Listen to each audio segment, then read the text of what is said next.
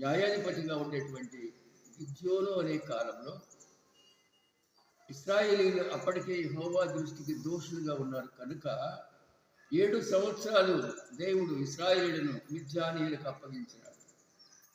మిద్యానీయులు అలాగే ఇంకా ఇతరత్ర వారు కూడా వీరి మీదకి దండయాత్రకు వస్తున్నారు.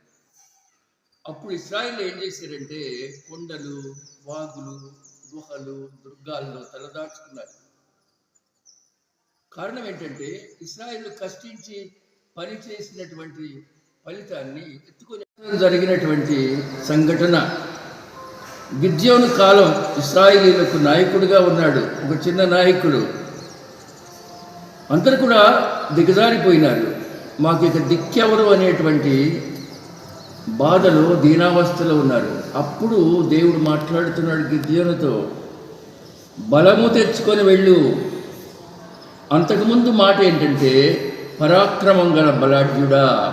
దేవుడి 2 మాటలు గిద్యోనుతో చెప్తున్నాడు. ఇది 6వ అధ్యాయం, న్యాయాధిపతుల 6వ అధ్యాయంలో చూడవచ్చు. ఈ ప్రభు దినం ప్రేమతో మీకు విజ్ఞప్తి చేస్తూ దైవ ఆశీర్వాదాలు మీ మీద హెచ్చుగా ప్రోక్షించబడాలని ఆశిస్తూ సెలవు తీసుకుంటున్నాను. God bless you.